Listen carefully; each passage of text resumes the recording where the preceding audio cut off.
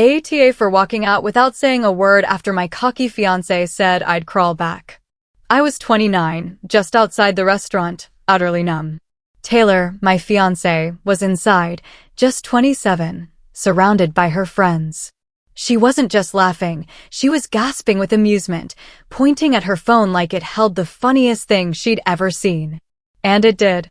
It held my text, me, asking where she was, when she was already an hour and 40 minutes late for our anniversary dinner. Honestly, scenes like this? They'd become common. We'd been together for 3 years, engaged for 1, and somewhere along the line, her respect for me had just evaporated. But that night, something was different. Something inside me had finally snapped. Then my phone buzzed. A text from her. "Stop texting me like a clingy guy. I'm having a drink with the girls. I told you that this morning." Only she hadn't. Not a single word. I checked my phone 3 times, scouring every message. Nothing. Just another lie. That was it. I got out of my car, walked into that restaurant, and headed straight for their table. The moment I approached, the conversation died. You could feel the silence drop like a rock. She'd seen me.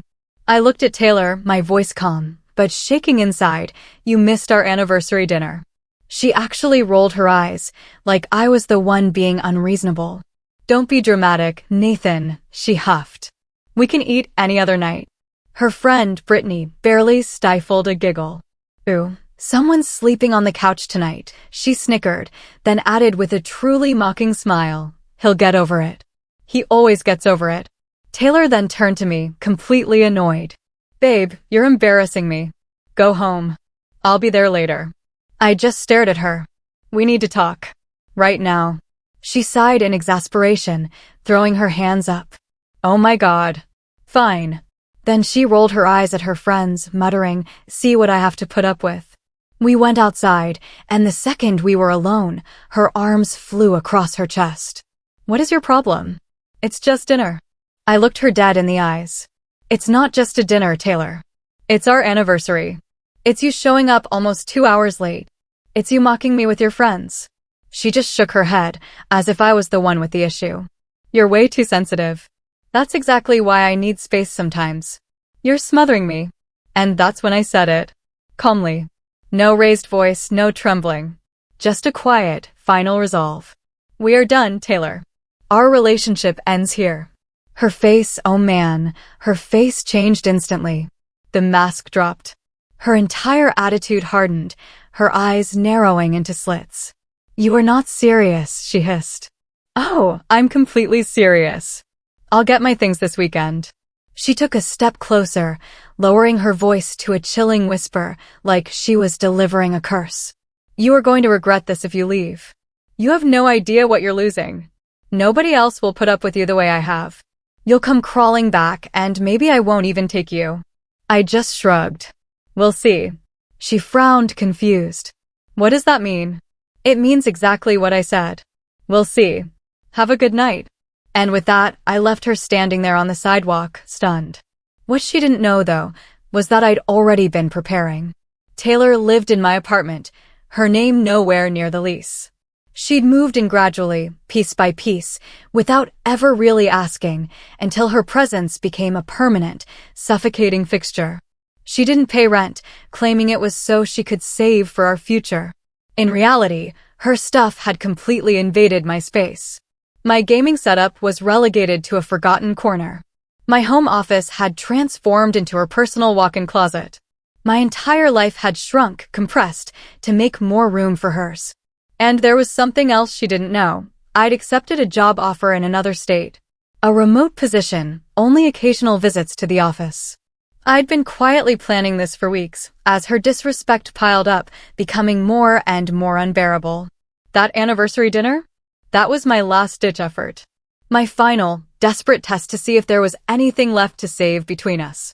That night, I got my answer loud and clear.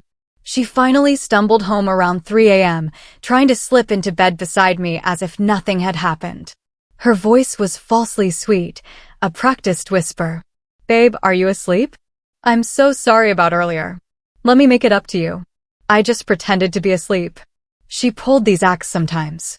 Always words, you know? Just empty words, never any actual change. The next morning, Friday, she acted like the night before had never even happened. She was humming, making breakfast, even came over to peck a kiss on my cheek. "So, what time's our makeup dinner tonight?" she chirped. I didn't even look up. "There won't be one. I told you we were done." She laughed like I was pulling a prank. "Come on, don't do this." I apologized. I finally looked at her. "Yeah, last night you were sleeping, but still." She pressed on. "Listen, I'll make a reservation wherever you want. It's my treat. I'm packing my boxes this weekend, Taylor. You should start looking for another place to live." Her face immediately shut down.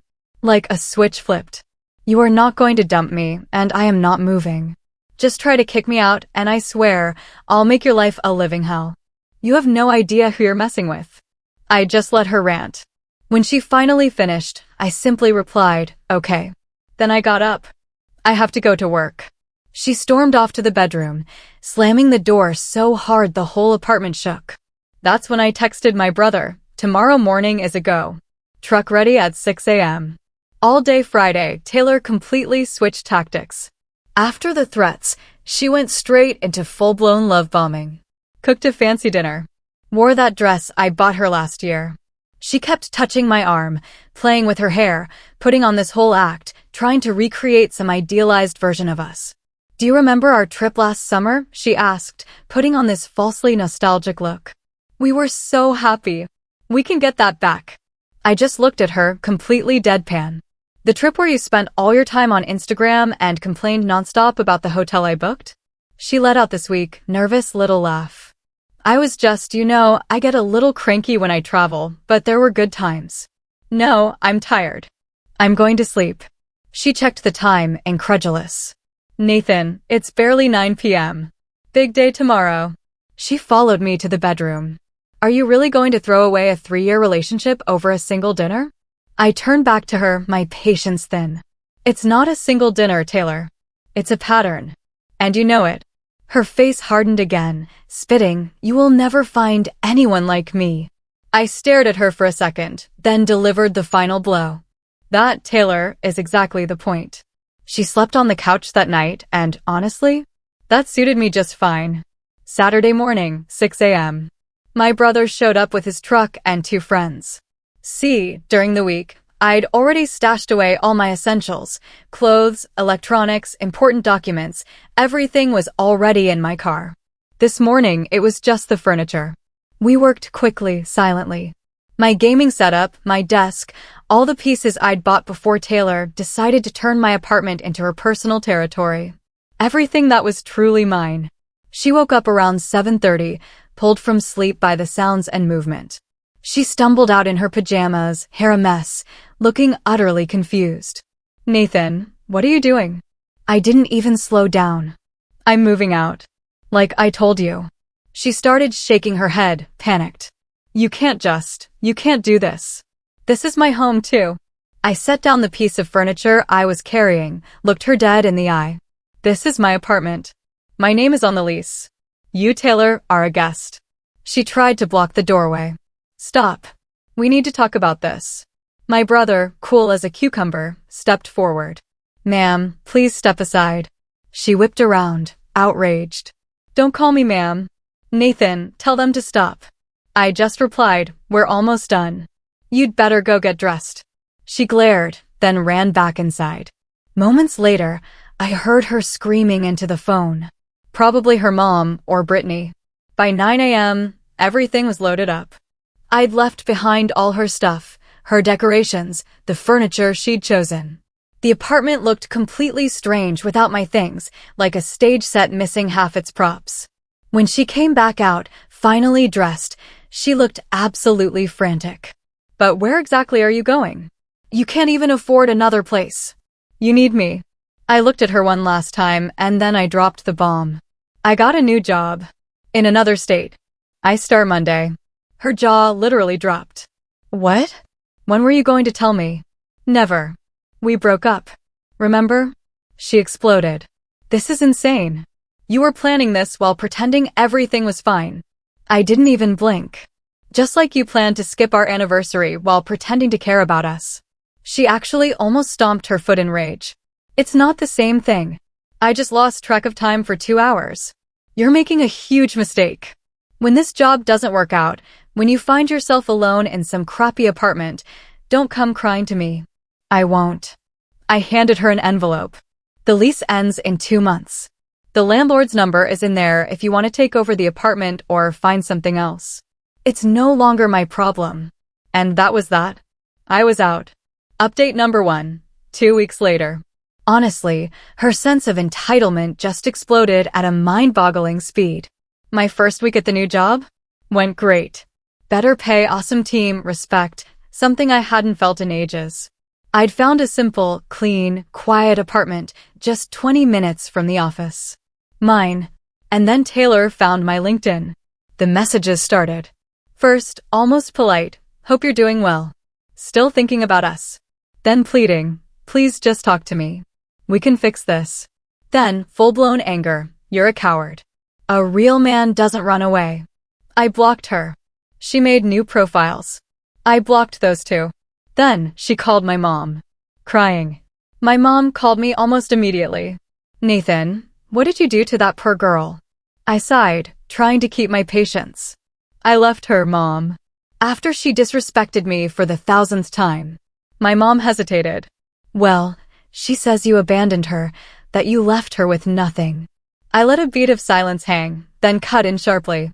I left her in the apartment she'd been living in rent-free for 2 years. How awful indeed. My mom's voice softened a bit. She's heartbroken. She's out of work and she's going to lose her free housing. That's not the same thing, Mom. Oh, and you guys, I'd conveniently forgotten a crucial detail. Taylor had actually quit her job 6 months earlier, supposedly to dedicate herself to planning our wedding. The problem? We hadn't set a single date. Planned absolutely nothing. In reality, she wanted to become an influencer, posting outfit of the day photos that consistently got, 47 likes. But the situation really escalated once she realized I wasn't coming back. The call came from my old building. My landlord. Mr. Hayes, he said, sounding frazzled, your ex-girlfriend is causing a problem. What kind of problem? She's telling people you still live here. She's ordering food under your name. When the delivery guy asks for you, she says you're in the shower. I sat bolt upright. That's not just weird, that's outright fraud. If it happens again, I'm calling the police. And then, the package notifications started rolling in. Amazon alerts for orders I never placed. I checked my account. She still had the password, of course, the one she used for my Prime subscription. Total pending purchases? Over $3,400. Clothes, shoes, makeup, a new laptop. I canceled everything. Changed every single password. Deleted all saved payment methods. My blood was boiling. An hour later, my phone rang. It was Brittany's number. I barely answered before Taylor screamed down the line, "What did you do? All my orders were canceled. Are you seriously trying to steal from me?" She actually sounded offended, like I was the one being ridiculous. It's not stealing. You owe me that much for 3 years of my life. I let out a truly joyless laugh. For what exactly? For living rent-free in my place? For quitting your job to become an influencer? For constantly disrespecting me? She dared to answer, I was building our future by shopping. And besides, you have this fancy new job now. You can totally afford it. That's beside the point. Do not contact me again. Her voice hardened again. Or else what? You going to run away again? I leaned into the phone. Or else I will file a police report for attempted theft and harassment. She hung up. But you know she wasn't done. She immediately went to Facebook, posting tearful messages about her abusive ex who had abandoned her. Penniless, homeless, she tagged all our mutual friends. Some believed her, of course. I lost a few connections then, but honestly, good riddance. Anyone willing to condemn me without even hearing my side had no place in my life anyway. My brother started sending me screenshots. She'd posted photos of my old apartment, now hers, looking empty and sad without my stuff. The caption was pure gold. He took everything and left me with nothing. This is what narcissistic abuse looks like. The comments? Absolutely delusional. Her friends were cheering her on. He never deserved you. Sue him for emotional distress. What kind of man leaves a queen like that? But then, someone with a brain chimed in, wait, aren't you the one who posted last month that you canceled his anniversary dinner to go to a party? That comment, I kid you not, disappeared faster than you could blink. Honestly, the best part of all this was knowing that reality was finally starting to catch up with her. She had 6 weeks left to find another place. No job, zero savings, because, of course, she'd blown everything on clothes and going out. No backup plan whatsoever, because she truly never, not for a single second, imagined I would actually leave. Then her mother called me. Nathan, honey, can we talk about Taylor? She pleaded. No. She kept pushing. She made mistakes, but she loves you. I answered bluntly, she loves what I provided for her. It's not the same thing. Her mother's tone shifted, becoming even more pleading. She's going through such a tough time right now. Can you just help her out with a few months of rent? I stopped dead in my tracks. Why don't you ask her what she did with the engagement ring I gave her? Silence. A long, heavy silence. Because we both knew. She'd returned it months earlier for the cash, without ever telling me. I'd only found out when I tried to check the insurance. Her mother finally murmured, she needs money for what? More drinks with Brittany? Another handbag? Then she just blurted out, you are cruel. I replied in the exact same cold tone, no. I'm just done. She wanted me to disappear. And now, it's done. Choices have consequences. I hung up. Then I blocked that number too. Moments later, I got an alert from my credit monitoring service. Someone had tried to apply for a credit card in my name. 3 guesses who, right? I immediately froze my credit, reported the fraud, kept every single document. She was getting desperate. And a desperate Taylor? She was a dangerous Taylor. Update number 2, a month later. Her final explosion phase was absolutely spectacular, a true fireworks display of pure entitlement and wounded ego. By the 3rd week, she finally realized I wasn't coming back to save her. So, new tactic, mutual friends. I got a message from Dylan, a college buddy. Bro, Taylor reached out to me. She says you guys had a misunderstanding. She sounds really sorry. I replied straight up. She tried to use my banking info to order $3,400 worth of stuff. That's not a misunderstanding, Dylan. He called me back almost immediately, bewildered. Wait, what? She told me you were financially abusive because you refused to pay for her shopping after your breakup. She also tried to ask you for money, like $500. She told me you'd frozen her accounts. Please tell me you didn't give her anything? I asked. I almost did, he admitted. Thanks for the heads up, man.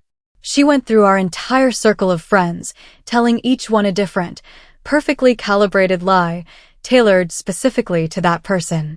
To Hannah, she claimed I'd kicked her out without notice. To Kevin, I'd stolen her car, even though she didn't even own one.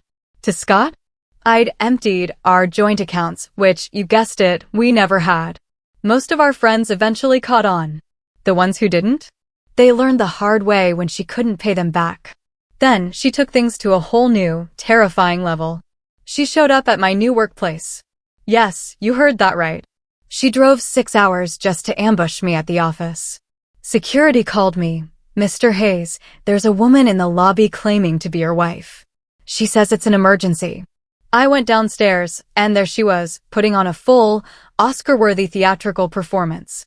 Tears streaming, trembling, a broken voice, the whole grand show. Nathan, oh my God, thank you.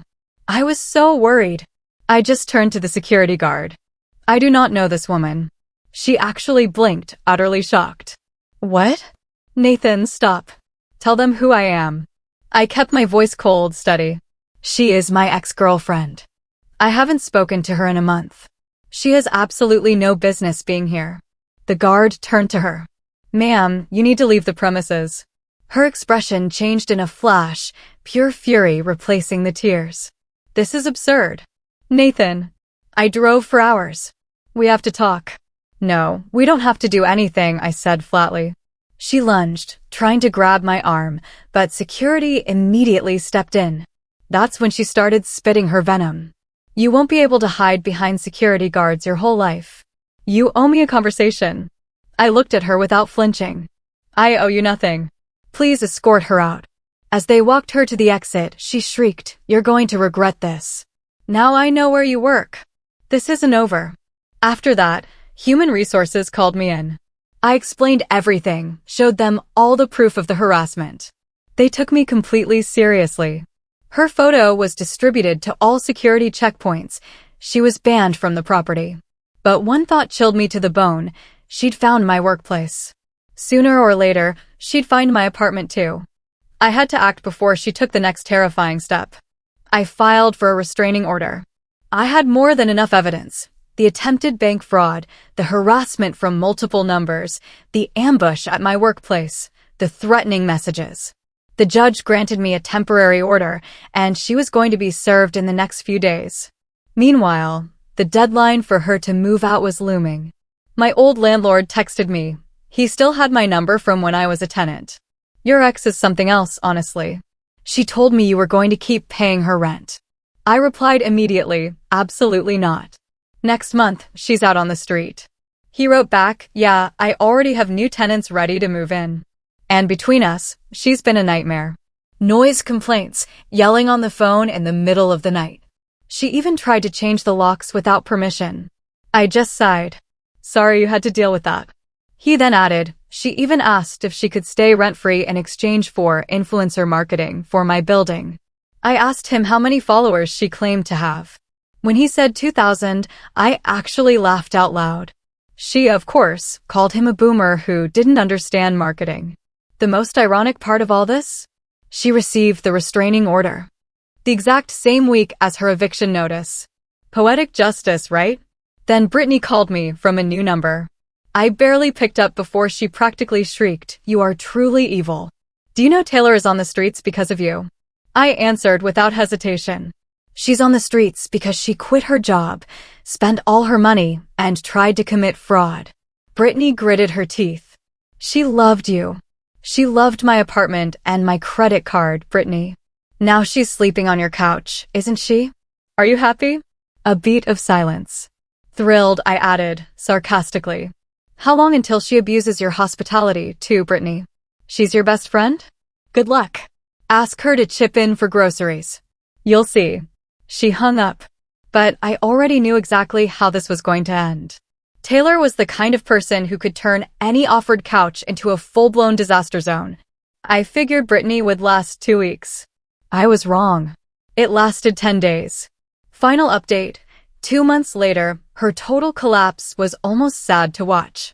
Almost. Brittany finally kicked her out after just 10 days. Apparently, Taylor had been emptying Brittany's fridge without ever replacing a single thing. She was using Brittany's expensive makeup palettes and just ruining them. Making loud phone calls at 3 a.m. Inviting random dates over without asking. And, get this, she'd even borrowed Brittany's credit card for urgent things, which, of course, meant drinks. Brittany finally texted me, "I get it now. She is impossible." Taylor then started full-blown couch surfing, and you guys, the same scenario played out everywhere. She'd move in, take advantage, overstep, get kicked out, play the victim, and then find someone else. But then, she crossed a new line. She violated the restraining order. She created a fake Instagram account just to send me a message, "I'm living my best life without you. I just signed a modeling contract." I took a screenshot, sent it to my lawyer, and we went back to court. The judge? He did not appreciate it. He extended the order and added community service for the violation. In court, Taylor absolutely blew up.